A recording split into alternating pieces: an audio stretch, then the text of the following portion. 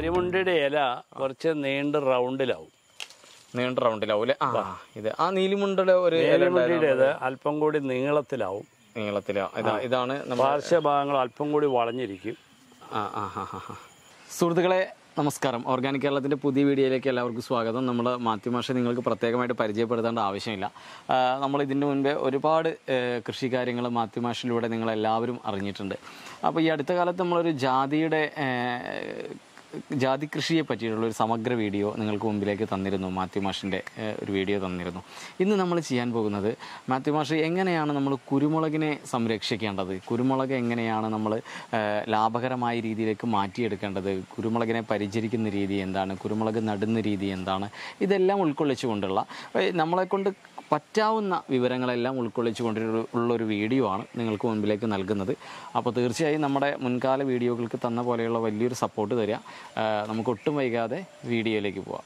കറുത്ത പൊന്ന് എന്നാണ് ഇതിന് പറയുക. പണ്ട് കാലം മുതലേ അങ്ങനെയാണ് പറയുക. പോർട്ടുഗീസുകാരും ഡച്ചുകാരെയും ഇംഗ്ലീഷുകാരെയും ഒക്കെ ഇന്ത്യയിലേക്ക് ആകർഷിച്ചതിൻ്റെ പ്രധാന ഘടകം നമ്മുടെ കുരുമുളകും ഏലവും അതുപോലുള്ള സുഗന്ധദ്രവ്യങ്ങളാണ്. അപ്പോൾ ലോകമെമ്പാടും ഡിമാൻഡുള്ള ഒരു സാധനമാണ്, ഒരു ഉൽപ്പന്നമാണ് കുരുമുളക്. അപ്പോൾ കുരുമുളക് എവിടെ കൃഷി ചെയ്താലും അതിന് ചിലവില്ലാതെ വരില്ല, വില തീരെ പോവില്ല. പിന്നെ വളരെയേറെ വ്യാപകമായി കൃഷി വരുമ്പോൾ ഒരു 8-10 കൊല്ലം കൂടുമ്പോൾ വിലയൊന്നും ഇടിയും. അത് കുറേയൊക്കെ പോയി കഴിയുമ്പോൾ പിന്നെയും പഴയതുപോലെ വില വരും. അപ്പോൾ കുരുമുളക് എപ്പോഴും സൂക്ഷിച്ചു വയ്ക്കാവുന്നതും ആദായകരവുമായ ഒരു കൃഷിയാണ്. കേരളത്തിൻ്റെ കാലാവസ്ഥയിൽ വളരെയേറെ യോജിക്കുന്ന ഒരു കൃഷിയാണ് കുരുമുളക്. ഇത് ശരിക്കും നമുക്ക് ഒരുപാട് കാലം സൂക്ഷിച്ചു വെക്കാൻ തോന്നുന്നു അല്ലേ? കുരുമുളക് എത്ര വർഷം വേണമെങ്കിലും സൂക്ഷിച്ചു വെക്കാം. അപ്പോൾ നമുക്ക് വില വരുന്ന സമയത്ത് ഇതിനെ വിറ്റാൽ മതി. അതെ, ഒരു 20-30 വർഷം കുരുമുളക് സൂക്ഷിച്ചു വെച്ചാലും കേടുവരില്ല. അതുപോലുള്ള മറ്റു വേറെ ഒരു സാധനങ്ങളും ഇല്ല. പ്രത്യേക സംവിധാനമൊന്നും ഇല്ലാതെ തണുപ്പടിക്കാത്ത സ്ഥലത്ത് വെച്ചാൽ എത്ര കാലവും കുരുമുളക് ഇരിക്കും. അങ്ങനെയാണ് കുരുമുളക് വില കുറയുമ്പോൾ അത്യാവശ്യം ജീവിത സൗകര്യമൊക്കെ ഉള്ളൊരു കുരുമുളക് മാത്രം വിൽക്കില്ലാതെ സൂക്ഷിച്ചു വെക്കും. പിന്നെ വില വരുമ്പോൾ വിൽക്കും. അങ്ങനെയുള്ളൊരു ഇതാണ്. മാഷെ, ശരിക്ക് നമ്മുടെ കേരളത്തിൻ്റെ കാലാവസ്ഥയ്ക്ക് അനുസരിച്ചിട്ട് നമുക്ക് വെക്കാൻ പറ്റിയിട്ടുള്ള ഏറ്റവും നല്ല കുരുമുളക് ഏതാണ്? കുരുമുളകിൻ്റെ ഇനം കേരളത്തിൻ്റെ കാലാവസ്ഥയിൽ ഇവിടെ ഉണ്ടാകുന്ന കുരുമുളകെല്ലാം ഇവിടേക്ക് പറ്റിയത് തന്നെയാണല്ലോ. പിന്നെ അതിനകത്ത് കർഷകൻ തിരഞ്ഞെടുക്കുന്നത് ഏറ്റവും കൂടുതൽ കായുള്ളതും കേട് വരാൻ സാധ്യത കുറഞ്ഞതും മുളക് ഉണങ്ങിയാൽ കൂടുതൽ പെർസെൻറ്റേജ് കിട്ടുന്നതുമായ കുരുമുളകുകളൊക്കെയാണ് ആളുകൾ തിരഞ്ഞെടുക്കുക. അത് പലരും പല അഭിപ്രായങ്ങളും പറയുക. പണ്ടൊരു നാടൻ കൊടി ഉണ്ടായിരുന്നു, വലിയ മരങ്ങളിലൊക്കെ ഇങ്ങനെ കയറി കായ്ക്കും. അത് ഏതാണ്ട് 50% വരെ ഉണങ്ങി, അതായത് 100 കിലോ ഉണങ്ങിയാൽ 50 കിലോ കിട്ടുന്ന ഒരു തരം കുരുമുളകായിരുന്നു. അതിപ്പോൾ പകുതി കിട്ടും. അതിപ്പോൾ കുറഞ്ഞു. പിന്നെ ഏറ്റവും ക്വാളിറ്റി ഉള്ള സാധനം, അത് ക്വാളിറ്റിയുള്ള സാധനം തന്നെയാണ്. പക്ഷെ ഇപ്പം അത് അത്ര അധികം ഇല്ല. കാരണം അത് 1-2 വർഷങ്ങളിലേക്ക് ശരിക്കും കായ്ക്കൂ. പിന്നെ കരിമുണ്ടയാണ് 3-1 കിട്ടിയാൽ, 3-1 കൂടുതൽ കിട്ടും കരിമുണ്ട. കരിമുണ്ട നല്ല ഇതാണ്. പിന്നെ അത്രയും ഉണക്ക് കിട്ടുന്ന ഈ കരിമുണ്ടയും ഈ പഴയ നാടൻ കൊടിയും അല്ലാതെ വേറെ ചില ഐറ്റങ്ങളൊക്കെ ഉണ്ട്. കൃത്യമായിട്ട് കരിമുണ്ട ശരിക്കും നമ്മുടെ കേരളത്തിൽ കാണപ്പെട്ടിരുന്നത് തന്നെയല്ലേ? ധാരാളമായിട്ട് ഏറ്റവും കൂടുതൽ കേരളത്തിൽ കൃഷി ചെയ്തുകൊണ്ടിരുന്നത് കരിമുണ്ട, അറക്കുളമുണ്ടി എന്ന് പറയുന്ന ഒരിനം, നീലിമുണ്ടി, വെള്ളമുണ്ടി, ഇങ്ങനെയുള്ള കുരുമുളകൊക്കെയാണ് ഇവിടെ ധാരാളമായിട്ട് കൃഷി ചെയ്യുന്നത്. ഇപ്പോൾ അത് കഴിഞ്ഞ പുതിയ വെറൈറ്റികളാണ് പന്നിയൂർ 1 മുതൽ പിന്നെ വികസിപ്പിച്ചെടുത്തതല്ലേ, നമ്മൾ വികസിപ്പിച്ചെടുത്താണ്. അപ്പൊ പന്നിയൂര് നല്ല വലിപ്പമുള്ള തിരിയും നല്ല കയറ്റമൊക്കെയാണ്. കുറച്ച് പ്രതിരോധശേഷി മറ്റേതിനെ അപേക്ഷിച്ച് കൂടുതലുണ്ടെന്ന് പറയാം. അത് ഈ പൂപ്പല് കയറിയ എല്ലാത്തിൻ്റെയും പ്രതിരോധശേഷി കണക്കാണ്. കാരണം മഴക്കാലത്ത് ഇത് പോവും. അതല്ലേ? അപ്പോൾ അതിനും പന്നിയൂർ 1-നുള്ള കുഴപ്പം, പന്നിയൂർ 1 ഉണക്ക് കുറവാണ്. വളരെ കുറഞ്ഞ ഇത് 40 കിലോ ഒക്കെ ഉണങ്ങിയാലാണ് ഒരു 10 കിലോ മുളക് കിട്ടുക. ശരി. അപ്പോൾ അത്രേ കിട്ടുള്ളൂ അല്ലേ? എത്രയും പ്രോത്സാഹിപ്പിക്കാവുന്നത് അത് തന്നെയാണത്. കാരണം ഇപ്പോൾ അനവധി നിരീക്ഷണമൊക്കെ നടത്തി. അല്ലെങ്കിൽ ഞാൻ അധികവും ചെയ്യുന്നത് നാടൻ സമ്പ്രദായമാണ്. എൻ്റെ അടുത്തുകൊണ്ട് ഈ പന്നിയൂര് ഉണ്ട്. ഇപ്പൊ നമ്മുടെ ഈ തൊട്ട് ബാക്കിലൊക്കെ കാണുന്ന കുരുമുളക് ഏത് കുരുമുളകാണ്, ഏത് ഇനമാണ് ഇതെല്ലാം? ഇത് നീലിമുണ്ടി എന്ന് പറയുന്ന കുരുമുളകനാണ്. ഇത് നീലിമുണ്ടി അല്ലേ? ശരി. അത്യാവശ്യം കായ് ഫലം നോക്കൂ, എല്ലാവർക്കും അതുപോലെ അത്യാവശ്യം കായ് ഫലം ഉണ്ട് അല്ലേ? ഈ കുരുമുളകിന് നല്ല ഹൈറ്റിലേക്ക് പോയിട്ടുണ്ട്. ഇതൊരു കമുങ്ങിൻ്റെ മുകളിൽ ആണ് ഇപ്പോൾ ചെയ്തിരിക്കുന്നത്. അത്രയും പോയിട്ടുണ്ട്. മാഷേ, കരിമുണ്ടി കാണിച്ചു തരാം. അല്ല, ഇതുണ്ടല്ലോ, ഇതിപ്പോ ഈ ഒരു ഇനത്തെ പറ്റിയിട്ട് മാഷിന്റെ അഭിപ്രായം എന്താണ്? ഈ നീലിമുണ്ടി അല്ലേ? ഉണക്ക് കുറച്ച് കുറയും. അതെ, ഇതിപ്പോ ഒരു 50 കിലോ ഉണ്ടെങ്കിൽ നല്ലതുപോലെ കായ്ക്കും. പച്ച ഒരു 50 കിലോ ഉണ്ടെങ്കിലേ ഉണക്കി കഴിയുമ്പോൾ നമുക്ക് എത്ര കിലോ കിട്ടും ഈ ഒരു സാധനം? ഇത് ഒരു 40 കിലോ ഉണങ്ങിയാൽ ഒരു 10, 12, 15 വരെയൊക്കെ കിട്ടും. 15 കിലോ വരെ കിട്ടും. അപ്പൊ പന്നിയൂരിനേക്കാളും കൂടുതൽ വെയിറ്റ് ഇത് കാണിക്കുന്നുണ്ട്. കൂടുതൽ വെയിറ്റ് കാണിക്കും. പിന്നെ ഈ നീലിമുണ്ടിക്ക് ഇപ്പൊ നമ്മൾ ഇതിന്റെ അടുത്ത് നിൽക്കുമ്പോൾ തന്നെ നമുക്ക് ചോദിക്കാം, അതായത് ഇതിന്റെ ഒരു കേടോ കാര്യങ്ങളോ എന്തൊക്കെ, ഇത് വേറെ വല്ല പ്രശ്നങ്ങളും ഇതിന് ഉണ്ടാവാറുണ്ടോ? ഇതിന് പ്രത്യേകിച്ച് അങ്ങനെ പ്രശ്നങ്ങളില്ല. ഈ മഴക്കാലത്ത് അമിതമായി മഴ പെയ്യുമ്പോൾ ഇതിന്റെ ചുവട്ടില് ഈ ചപ്പ് ചവറുകൾ ഉണ്ടാവും. കുരുമുളകിന് പൊതയിടുക എന്ന് പറയുന്ന ഒരു സമ്പ്രദായം അത്യാവശ്യമാണ്. അത് മഴക്കാലത്ത് വളരെ ദോഷം ചെയ്യും. പൊത മഴ പെയ്യുമ്പോൾ എടുത്ത് മാറ്റുകയാണത്. അപ്പോൾ അതിന് ചുവട്ടിലെ മണ്ണൊലിച്ചു പോവും. അങ്ങനെ ഒരു കേടുണ്ട്. കാരണം ഈ പൊത കിടക്കുമ്പോൾ പൂപ്പൽ വരാനുള്ള അവസരം കൂടുതലാണ്. അങ്ങനെയാണ് ദ്രുതവാട്ടം എന്ന് പറയുന്ന ഒരു രോഗം ഇതിൽ കയറി പിടിക്കുന്നത്. ദ്രുതവാട്ടം. അതിന് മഴക്കാലം തുടങ്ങുമ്പോൾ ബോർഡോ മിശ്രിതം കലക്കി ഇതിന്റെ ചുവട്ടിൽ ഒഴിച്ചു കൊടുക്കുക. ഏറ്റവും നല്ലത് അതാണ്. പിന്നെ സ്യൂഡോണോമസ് കലക്കി അങ്ങനെ ഒഴിക്കുന്നുണ്ട്. കൃഷി ശാസ്ത്രജ്ഞന്മാരും വിദഗ്ധന്മാരും ഒക്കെ അത് ഒഴിക്കാനും പറയുന്നുണ്ട്. ഞാൻ പക്ഷെ ചെയ്യുന്നതെല്ലാം ഈ ബോർഡോ മിശ്രിതമാണ്. അത് കുറെ കൂടി ജൈവ രൂപത്തിലുള്ളതാണല്ലോ. മറ്റത് അങ്ങനെയാണെന്ന് തോന്നുന്നു. ഞാനിത് അധികം ചെയ്യുന്നത്. അപ്പൊ എനിക്കത് കുറെയൊക്കെ ഗുണം ചെയ്യുന്നുണ്ട്. നീലിമുണ്ടി എന്ന് പറഞ്ഞത് ശരിക്കും കേരളത്തിൽ വെക്കാൻ പറ്റാവുന്ന ഒരു സംഭവമാണ്. അതെ, അത് ഇത് ഏതിനവും വെക്കാം. കായ കുറഞ്ഞ ഇനങ്ങൾ അങ്ങനെയൊന്നുമില്ല. ഈ ഉണക്കിനെ പ്രതിരോധിക്കുന്നതിൽ തന്നെയാണ് ഇതിന്റെ കാര്യം കിടക്കുന്നത് അല്ലേ? ആദ്യം ഈ ബാക്കിൽ കാണുന്നത് ഏതാണ്? ഇത് കരിമുണ്ട. ഇതാണ് കരിമുണ്ട ഇനം. ഈ ഇനത്തിന് ഈ കരിമുണ്ടയുടെ പ്രത്യേകത എന്താണ് മാഷെ? കരിമുണ്ടയുടെ പ്രത്യേകത അധികം നീളമില്ലാത്ത തിരി, നല്ല തുരുതുര തിരി ഉണ്ടാവും. കുരുമുളക് തിരി. പിന്നെ കുരുമുളകിന്റെ ഇത് പൊട്ടിക്കുമോ നമ്മളെ കാണിച്ചു കൊടുക്കാൻ വേണ്ടിട്ടാ? വളരെ നിറയെ ഉണ്ടാവും. അതാണ് ഇതിന്റെ പ്രത്യേകത. തിരിക്ക് അധികം നീളം ഉണ്ടാവില്ല. അതിൽ ഭയങ്കരമായിട്ട് വെയിറ്റ് കൂടുതൽ കിട്ടും. ഇതാണ് കരിമുണ്ട അല്ലേ? കരിമുണ്ട ഇനം കുരുമുളകാണിത്. ഇത് വളരെ ചെറിയ തിരിയായിരിക്കും, പക്ഷെ അതിൽ എണ്ണം കൂടുതലുണ്ടായിരിക്കും അല്ലെ? പിന്നെ ഇതിന്റെ നമ്മളിപ്പോ നീലിമുണ്ടി കണ്ടു, കരിമുണ്ടി തമ്മിലുള്ള വ്യത്യാസം എന്താ? കരിമുണ്ടിയുടെ ഇല കുറച്ച് നീണ്ട റൗണ്ടിലാവും. അല്ലെ? ഇത് ആ നീലിമുണ്ടിയുടെ ഒരു നീലിമുണ്ടിയുടേത് അല്പം കൂടി നീളത്തിലാവും. ഇതാണ് പാർശ്വഭാഗങ്ങൾ അല്പം കൂടി വളഞ്ഞിരിക്കും. ഇതാണ് കരിമുണ്ടയുടെ ഇത്. അതായത് അത് വലിപ്പം ശരിക്കും അത് റൗണ്ട് മോഡലാണ്. നമുക്ക് നേരിട്ട് കാണുമ്പോൾ പിന്നെ പ്രാദേശികമായിട്ട് ഈ നീലിമുണ്ടി, വെള്ളമുണ്ടി, മറ്റേ അറക്കുളം മുണ്ടി, ഇതിനൊക്കെ ചെറുകണ്ണിയേക്കാളൻ, നാരായക്കൊടി എന്നൊക്കെ. നാരായക്കൊടി വേറെയാണ്. ഇതിനൊക്കെ പേര് കൊണ്ട് ചിലതൊക്കെ ചില പ്രദേശത്ത് ചില പേരുകളാണ് അറിയപ്പെടുന്നത്. കരിമുണ്ട നമ്മൾ നേരത്തെ പറഞ്ഞ പോലെ മറ്റേതൊരു 15 കിലോ കിട്ടും, 40 കിലോ ഉണക്കിയ അല്ല. നീലിമുണ്ടി.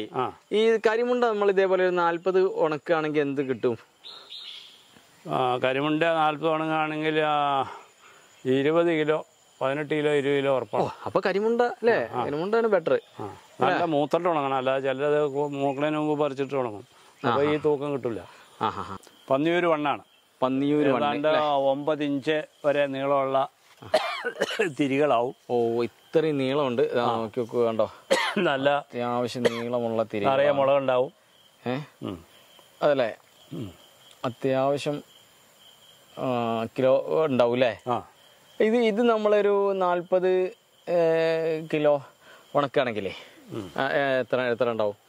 ഇത് 40 കിലോ ഉണങ്ങിയാൽ ഒരു 10 കിലോ അത്ര ഉണ്ടാവുള്ളൂ. 10, 10.5 അത്രയൊക്കെ ഉണ്ടാവുള്ളൂ. അതല്ലേ? 40 കിലോ ഉണങ്ങി കഴിഞ്ഞാൽ 10-10 കിലോ ഉണ്ടാവും അല്ലേ? ഇത് എൻ്റെ അടുത്തുള്ളൊരു പ്രത്യേകതരം കൂടിയാണ്. നല്ല കായുണ്ട്. ഇത് നാടനുമായിട്ടൊരു സങ്കരമാണോ എന്ന് എനിക്ക് സംശയമുണ്ട്. ഇതിന് പ്രത്യേക പേര് പറയാൻ എനിക്ക് അറിയില്ല. കാരണം അറക്കുളമുണ്ടിയായിട്ട് ഇതിനൊരു സാമ്യമുണ്ട്. അല്ലേ? ശരിക്കും അറക്കുളമുണ്ടി എങ്ങനെയാണ് ഉണ്ടാവാറ് സംഭവം? അറക്കുളമുണ്ടിയും നീലിമുണ്ടിയൊന്നുമായിട്ട് വലിയ വ്യത്യാസങ്ങളില്ല രൂപത്തിലൊന്നും. അത് അറിയാവുന്ന കർഷകർക്ക് അറിയാം. അത്രേ ഉള്ളൂ. ആ കായ് ഫലമൊക്കെ ഏകദേശം ഒരേപോലെ തന്നെയാണോ? ഇതിന്റെ എല്ലാം ഏതാണ്ട് ഒരേപോലെ തന്നെയാണ് വരുന്നത്. അതല്ലേ? എല്ലാതും ഒരേ രീതിക്ക് തന്നെയാണ് വരുന്നത് അല്ലേ? അറക്കുളമുണ്ടി ഏറ്റവും ഉണക്ക് കുറഞ്ഞു കിട്ടുന്ന ഇനമാണ്. പക്ഷെ നിറയെ കായ്ക്കും അല്ലേ? ഇത് ഇപ്പം മാഷി ഇങ്ങനൊരു സംഭവം പറഞ്ഞല്ലോ, അതുപോലെ സങ്കരം നാടനും ഇതും കൂടി ആവാൻ സാധ്യതയുണ്ടെന്ന് പറഞ്ഞല്ലോ. ഇതിൽ നിന്ന് മറ്റുള്ളതിനെ അപേക്ഷിച്ച് കൂടുതൽ കായ കിട്ടാറുണ്ടോ? എന്താണ്? ഇതിൽ നല്ല കായ ഉണ്ടാകാറുണ്ട്. എൻ്റെ കുരുമുളക് വള്ളികളിൽ ഓരോന്നും നല്ല കായുള്ളതാണ്. അങ്ങനെ ഒരു പ്രത്യേകിച്ചൊന്നും എടുത്തു പറയാനില്ല. അത് നമ്മളൊരെണ്ണം നല്ല കായുള്ളതാണ് എടുത്തു പറഞ്ഞാൽ അതിന് വേറെ എന്തെങ്കിലും ഒരു ദോഷം ഉണ്ടാവും. അത് ശരി. അല്ലെങ്കിൽ അത് വേഗം പോകും, ദുരിതവാട്ടം വേഗം ബാധിക്കും. ഇപ്പോൾ കരിമുണ്ടയ്ക്ക് വേഗം ദുരിതവാട്ടം ബാധിക്കും. അതെ. അപ്പോൾ അത് നല്ലതാന്ന് പറഞ്ഞിട്ട് കാര്യമില്ലല്ലോ, നമുക്ക് ആദായം കിട്ടുന്നത് വേണ്ടേ നമ്മൾ സംരക്ഷിക്കാം. മാഷേ ഇനി നമുക്ക് ഏതാണ്? ഇത് അത്ര പുഷ്ടിപ്പില്ലെങ്കിൽ ഇതാണ് പണ്ട് നാട്ടിലുണ്ടായിരുന്ന, അതായത് നാട്ടിലെന്ന് പറഞ്ഞാൽ എല്ലാം നാടല്ലേ, എങ്കിലും തിരുവിതാംകൂറിലുണ്ടായിരുന്ന നാരായക്കൊടി എന്ന് പറയുന്ന ഒരു ഇനമാണ്. ഇതിപ്പോ ഇല്ലാതായി തുടങ്ങി അല്ലേ? ഇല്ലാതെയായി തുടങ്ങി. എങ്കിലും ഇത് നല്ല കായും നല്ല ഉണക്കും ഉണ്ട്. കരിമുണ്ട പോലെ നല്ല. ഇതിന്റെ ഒക്കെ മുകളിലാണ് കിടക്കുന്നത്. നമുക്ക് ഇവിടെ ഒരു ഇതുണ്ട്. മാഷെ ഇതിന്റെ ഒരു പ്രത്യേകത എന്താ? ഇതിന്റെ കായകളെ പറ്റി പറയുകയാണെങ്കിൽ അതായത് നല്ല ഉണങ്ങിയാൽ നല്ലപോലെ ഉണ്ടാവും. ഇതൊരു ഇതിനൊക്കെ ഒരു 40 കിലോ ഉണ്ടെന്ന് വിചാരിക്കുക. ഏകദേശം ഒരു 18 കിലോയൊക്കെ കിട്ടും അതിന്. കരിമുണ്ട പോലെ 18 കിലോ ഒക്കെ കിട്ടുമോ? അപ്പൊ അത്യാവശ്യം കൊള്ളാവുന്ന ഇതാണ് അല്ലേ? ഇതേതാണ്? ഇത് നാരായക്കൊടി തന്നെയാണ്. അതല്ലേ? ഇത് നല്ല തിരിയുണ്ട്. ഇതിൽ അത്യാവശ്യം നീളം, അതിൽ അത്ര തിരി കാച്ചില്ല. പക്ഷെ ഇത് നാടിനാണെങ്കിൽ നമ്മളെ പന്നിയൂരിനൊക്കെ പോലെ നല്ല നീളം, പന്നിയൂര് പോലെ നീളമുള്ളതാണ് ഈ നാരായക്കൊടി. അതല്ലേ? ദുരിതവാട്ടം എന്ന് പറയുന്നതാണ് കുരുമുളക് കൃഷി നേരിടുന്ന ഏറ്റവും വലിയ വെല്ലുവിളി. അപ്പോൾ ദുരിതവാട്ടം വന്നാൽ വെള്ളം നീർവാർച്ച നല്ലതുപോലെ ഉള്ളിടത്ത് കുറയും. നീർവാർച്ച കൂടുന്നിടത്ത്, നീർവാർച്ച ഇല്ലാത്ത സ്ഥലത്ത് ദുരിതവാട്ടം പെട്ടെന്ന് വരും. അത് പറമ്പായാലും പാടായാലും അങ്ങനെ വരും. ഇതിപ്പോ നമുക്ക് ഇത് ദ്രുതവാട്ടം വന്ന് പോയതാണ്. 20 അടി ഹൈറ്റില്. ഇത് കരിമുണ്ടയാണ്. കരിമുണ്ട ഇങ്ങനെ പോയി. ഇതാണ് ഈ കർഷകർ അനുഭവിക്കുന്ന ഏറ്റവും വലിയൊരു പ്രശ്നം അല്ലേ? കർഷകർ നേരിടുന്ന ഏറ്റവും വലിയ പ്രശ്നങ്ങളിൽ ഒന്നാണ് ദ്രുതവാട്ടം വന്നിട്ടുള്ള കുരുമുളക് വള്ളി നടേണ്ടത് മഴക്കാല ആരംഭത്തിലാണ്. ജൂൺ ജൂലൈ, അതായത് തിരുവാതിര ഞാറ്റുവേലയാണ് നമ്മുടെ കാരണവന്മാരായിട്ട് പറഞ്ഞു കേട്ടിട്ടുള്ള ഏറ്റവും നല്ലത് അതാണ്. ആ സമയത്താണെങ്കിൽ പുതിയ വേരുകൾ വരുമ്പോൾ അത് അങ്ങനെ തന്നെ മണ്ണിലേക്ക് ആഴ്ന്നിറങ്ങി കേടുകൂടാതെ വള്ളി പിടിക്കും. എല്ലാ സമയത്തും, അതായത് ജൂൺ ജൂലൈ ആഗസ്റ്റ് മുതൽ വള്ളി ഇടാതിരിക്കുക നല്ലത്. പിന്നെ നവംബർ ഡിസംബറിലൊക്കെ വള്ളി വേര് പിടിപ്പിക്കാം, ജനുവരിയിലൊക്കെ അങ്ങനെ ധാരാളം. ഇടേണ്ട സീസൺ എപ്പോഴും മെയ് ലാസ്റ്റ്, ജൂൺ ജൂലൈ ആ മാസങ്ങളാണ് ഏറ്റവും നന്നായി ഉണ്ടാകുക. ഇനിയിപ്പോ എല്ലാം കൃത്യമായി ഉണ്ടാകുന്നതുകൊണ്ട് എല്ലാ സീസണിലും പിടിക്കും. ഇതിന്റെ അടി ചീയൽ വരില്ല? അപ്പൊ അത്രയും വെള്ളമുള്ള അല്ല, അല്പം അധികം വെള്ളം ഇല്ല. ആ സമയത്ത് കുരുമുളകിന് ആവശ്യമായ വെള്ളം ഉണ്ടാവുള്ളൂ. മഴ എത്ര ശക്തിപ്പെടില്ല ഈ ആദ്യ സീസണിൽ. പിന്നെ കുരുമുളക് വെക്കുന്നത് ഇപ്പൊ എന്റെ പണിക്കാര് അധികം എനിക്ക് സ്ത്രീ ജോലിക്കാരാണ് കൂടുതലുള്ളത്. പുരുഷ വേലക്കാർ 1-2 പേരുണ്ട്, അവരൊന്നും വന്നിട്ടില്ല. അപ്പൊ ഇവരും നടും, ആണുങ്ങളും നടും. ഈ കുരുമുളക് തണ്ട് ഇതാണ്. ഇതിന്റെ ഇവിടെ വെച്ച് മുറിക്കൂ കുട്ടി. അതായത് ഇതിന്റെ കുഴിച്ചിടേണ്ട ഈ തണ്ട് മുകുളമുണ്ട്, മുകുളത്തിന്റെ അരികിലും മുറിക്കണം, മുകളിൽ അടിയിലും അങ്ങനെ തന്നെ വേണം. അത് കഴിഞ്ഞാൽ ഇതിന്റെ 2 ഇലകൾ മുറിച്ച് കളയണം, മണ്ണിലേക്ക് വിടാതെ. ഇത് മുറിക്കുക, കാണിക്കുക. ആ ഇല ചേർത്ത് ഇവിടെ ചേർത്ത് കമ്പയിൽ ചേർത്ത് മുറിക്കുക.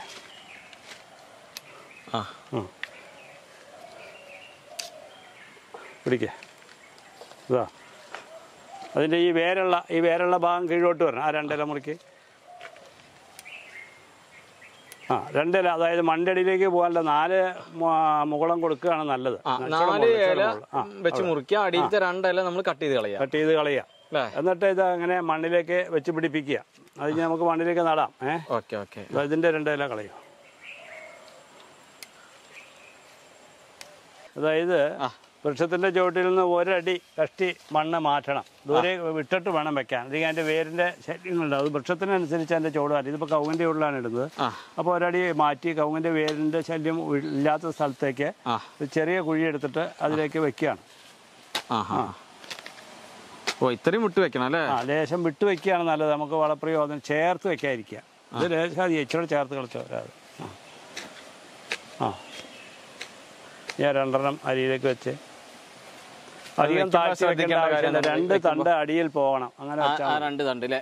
ചേച്ചി ഒന്ന് കാണിക്കൂ താഴോട്ട്. ഇങ്ങനെ വെക്കണം അല്ലേ? അങ്ങനെ മണ്ണിടുക. നമ്മൾ ആ ഇല മുറിച്ച ഭാഗം 2 തണ്ട് അടിയിലേക്ക് പോകണം. ഇത് വെക്കണം. ചവിട്ടി ഉറപ്പിക്കണം വെച്ചിട്ട് നല്ലപോലെ. അടിവളം നമ്മൾ കൊടുക്കേണ്ട ആവശ്യമില്ല. അടിവളം ഉടനെ കൊടുക്കണ്ട. ചാണകപ്പൊടി മേന്നെ ഇത് വേര് പിടിക്കുമ്പോഴേക്ക് ഇട്ടാൽ മതി. ഇതിന്റെ മുകളിൽ ഇട്ടാൽ മതിയോ? മതി. ഈ അടിവള അല്ല വളമായിട്ട് നമ്മളേ ചാണകപ്പൊടി മാത്രം കുറച്ച് ദിവസം കഴിഞ്ഞാൽ ഇട്ട് കൊടുക്കുക, വേര് പിടിക്കുമ്പോൾ. ഞാൻ ജീവാമൃതമാണ് പ്രയോഗിക്കുന്നത്. അത് എല്ലാ 15 ദിവസം കൂടുമ്പോൾ കൊടുക്കണ്ടോ? ഇല്ല, 1 മാസം കൂടുമ്പോൾ ഒന്ന് പ്രയോഗിക്കും. അതിപ്പോ വലിയ തൈകൾക്കായാലും എല്ലാത്തിനും ഞാൻ ജീവാമൃതം ഉപയോഗിക്കണം. പിന്നെ അധികമുള്ള ചാണകം പിന്നെ അതിന്റെ ചോട്ടിക്ക് ഇട്ട് കൊടുക്കുകയും ചെയ്യും. ചെയ്യും അല്ലേ? നമ്മൾ പൊതയിടും കൂടി ചെയ്യും അല്ലേ? പൊതയിടും കൂടി ചെയ്യും. കാരണം വെയിൽ വന്നാൽ പെട്ടെന്ന് ഉണങ്ങിപ്പോകരുത്. ഇത് ശരിക്കും നമ്മളിങ്ങനെ നട്ട് കഴിഞ്ഞാലേ എത്ര ദിവസം കൊണ്ട് വേര് വരും? അത് ചിലത് 15 ദിവസം കൊണ്ട്. കൂമ്പില്ലാത്ത തലയാണ് നടുന്നതെങ്കിൽ വേഗം വരും. കൂമ്പുള്ള തലയാണ് മുറിച്ചെടുക്കുന്നതെങ്കിൽ 1 മാസമൊക്കെ എടുക്കും. അതല്ലേ? ഇതൊരു വർഷത്തിൽ എത്ര തവണ പറിക്കാൻ പറ്റും? എത്ര തവണ കായ്ഫലം ലഭിക്കും? കുരുമുളക് ഒരു വർഷത്തിൽ 1 പ്രാവശ്യം മാത്രമേ കായ്ഫലം കിട്ടൂ. അത് നവംബർ മുതൽ ഇത് മൂത്ത് തുടങ്ങും. നവംബർ, ഡിസംബർ, ജനുവരി, ഫെബ്രുവരി ഒക്കെ നീളും. കാരണം കരിമുണ്ട പഴയ നാടൻ കൂടിയൊക്കെ കുറച്ച് വൈകും മൂക്കാൻ. ശരി. അറക്കളം മണ്ടി, മറ്റേ നീലിമണ്ടി ഇതൊക്കെ കുറച്ച് നേരത്തെ നവംബർ അവസാനം ആകുമ്പോഴേക്കും പഴുക്കാൻ തുടങ്ങും. അപ്പോൾ ഓരോ പ്രദേശത്തിനനുസരിച്ച് ചെറിയ വ്യത്യാസങ്ങളുണ്ടാവും, അത്രേ ഉള്ളൂ. അപ്പോൾ അത് പറിച്ച് വർഷത്തിലൊരു ഒറ്റ പ്രാവശ്യം കിട്ടുള്ളൂ അല്ലേ? അത് നമുക്ക് 1 ഏക്കറിന് ഒരു കർഷകന് ഏകദേശം എത്ര കിലോ വരും? 1 ഏക്കർ. അതായത് കുരുമുളക് കൃഷി ചെയ്യുന്നവർ തായ്ലൻഡിലും മറ്റെടുത്ത് ചെയ്യും പോലെ കുരുമുളക് കൃഷിയായിട്ട് മാത്രം കേരളത്തിൽ വളരെ കുറച്ച് ആളുകൾ ചെയ്യുന്നുള്ളൂ. അപ്പോൾ അത് ഏക്കറിൽ എത്ര ഉണ്ടാവും അങ്ങനെ പറയാൻ പറ്റില്ല. കാരണം ഒരു 10 അടി അകലത്തിലൊക്കെ ഇതിനെ കാലുകളിട്ട് ഹൈ റേഞ്ചിലൊക്കെ നടുന്ന ആളുകളുണ്ട്. അവർക്കൊരു 5 കിലോ ഉണക്കമുളകൊക്കെ ഒരു കുടിയെന്ന് കിട്ടും. ചിലതിന് അപൂർവമായിട്ട് ചില കുടിയിൽ 10 കിലോയും 15 കിലോയും കിട്ടുന്നതുമുണ്ട്. ഇല്ലാന്ന് പറയാൻ പറ്റില്ല. വലിയ മരത്തിലൊക്കെ കയറി അങ്ങനെ കിടന്നാൽ ഒരു ദിവസം പറിച്ചാൽ തീരാത്ത അത്ര മുളകുള്ള കൊടി ഉണ്ടാവും. അപ്പോൾ അതിനൊക്കെ കൂടുതൽ കിട്ടും. എങ്കിൽ അതൊന്നും ഒരു ആവറേജ് വിളവെടുപ്പായിട്ട് പറയാൻ കഴിയില്ല. അപ്പോൾ ഇത് താങ്ങവൃക്ഷങ്ങൾ നട്ട് തെങ്ങില്, കമുകില്, മറ്റ് നാടൻ മരങ്ങളിലൊക്കെ കുരുമുളക് ഇടും. പിന്നെ ഇതിന് താങ്ങുകാലികളുണ്ട്, താങ്ങുകാലികളിലും ഇടും. അപ്പോൾ അതായത് മുരിക്കാണ് പണ്ട് ധാരാളം ഉപയോഗിച്ചുകൊണ്ട്, മുരിക്ക് അത്ര ഉപയോഗിക്കുന്നില്ല. മറ്റ് അമ്പഴം അതുപോലുള്ള മരങ്ങളുണ്ട്. വയ്യാനി, അണ്ണക്കര ഇതിലൊക്കെ ഇടും. എല്ലാ വൃക്ഷത്തിലും തന്നെ ഇടാം. ഈ വെൺതേക്കും തേക്കും ഒക്കെ ഒഴിച്ചുള്ള മരങ്ങളിലൊക്കെ ഇടാം. അതായത് തൊലി വേഗം പൊളിഞ്ഞു പോരുന്ന വൃക്ഷങ്ങളിൽ ഇത് കയറൂല. കയറിയാലും പൊളിഞ്ഞ് താഴെ പോരും. പൊളിഞ്ഞ് താഴോട്ട് പോരും. ഇതിന് കാല് പിടിക്കില്ല, ഇതിന്റെ വേര്. സുഹൃത്തുക്കളെ, അപ്പോൾ നിങ്ങൾ നമ്മുടെ കുരുമുളകിനെ പറ്റിയിട്ട് നമ്മളെക്കൊണ്ട് പറ്റാവുന്ന കാര്യങ്ങളെല്ലാം മാഷിൻ്റെ അറിവ് വെച്ച് ഇതൊന്നല്ല കേട്ടോ, ഇനി ഒരുപാട് കാര്യങ്ങൾ പറയാണ്ട്. നമ്മളെ ഒരു സമയം കുറച്ച് വൈകിയത് കൊണ്ട്, മാഷ്ക്ക് 1-2 തിരക്കുകൾ ഉള്ളത് കൊണ്ടുമാണ് നമ്മൾ ഇതിവിടെ വൈൻഡപ്പ് ചെയ്യുന്നത്. അതായത് ഞാൻ ഇവിടെ വന്ന് മനസ്സിലാക്കിയെടുത്തോളാം, കേരളത്തിലെ ഒരുവിധം കുരുമുളകുകളെല്ലാം ഇനങ്ങളെല്ലാം തന്നെ നമുക്കിവിടെ കാണാൻ കഴിയാം. അതുമാത്രമല്ല അതിൻ്റെ A to Z കാര്യങ്ങൾ സത്യസന്ധമായ രീതിയിലാണ് മാഷ് നിങ്ങൾക്ക് പറഞ്ഞു തന്നത്. അപ്പോൾ കഴിഞ്ഞ വീഡിയോകളൊക്കെ ഏറ്റെടുത്ത പോലെ നമ്മുടെ ഈ വീഡിയോയും കൂടി ഏറ്റെടുക്കുക, എല്ലാവരിലേക്കും എത്തിക്കുക. നമുക്ക് ഒട്ടും വൈകാതെ അടുത്ത വീഡിയോയിൽ